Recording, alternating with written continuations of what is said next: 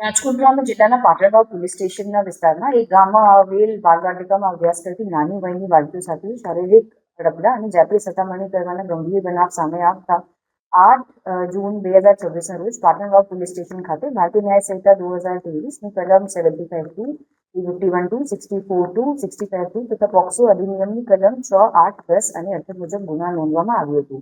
બનાવની હકીકત એવી રીત છે કે 5 બાળકીઓ જેની ઉંમર વર્ષ 6 થી 7 વચ્ચે છે એના ઉપર એમના જ શિક્ષક દ્વારા દુષ્કર્મ કરવામાં આવ્યું છે અને પોતાની પોઝિશનનો લાભ લઈ આ ટીચરે બાળકીઓને એવી પણ ધમકી આપતું હતું કે કોઈને કહેશો તો તમારા માટે સારું નથી હશે.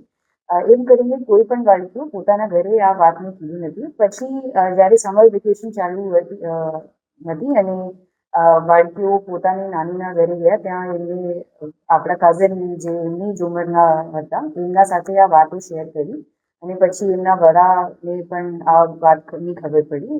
ત્યારબાદ જ્યારે પેરેન્ટ્સને આ વાતની ખબર પડી, આ બીજા પણ બાળકીઓના ફ્રેન્ડ સાથે ડિસ્કસ કરી અને એવી હકીકત સામે આવી અને ગુનાની ગંભીરતાને જોઈને પાટણવાવ પોલીસ સ્ટેશન હ્યુમન અને ટેકનિકલ સોર્સિસને ડિપ્લોય કરીને આરોપી દેવાનંદ ગોવાભાઈ વેરા, જે એક સરકારી શિક્ષક છે, એમને ઝડપી પાડી કાયદેસર કાર્યવાહી કરી રહી છે.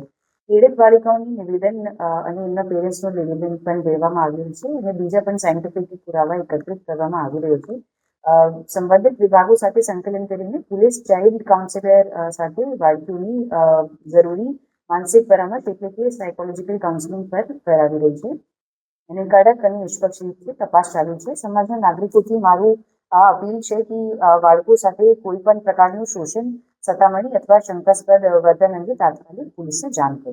થોડા માસોથી એવું બનાવ ચાલુ છે, આ અમારી સામે આવ્યો છે અને વધુ તપાસ હવે ચાલુ છે. આ ટીચરે બહેલાવી ફુસલાવીને બાળકોને પોતાની પાસે બોલાવતું હતું અને પછી એમના સાથે દુષ્કર્મ કરતું હતું.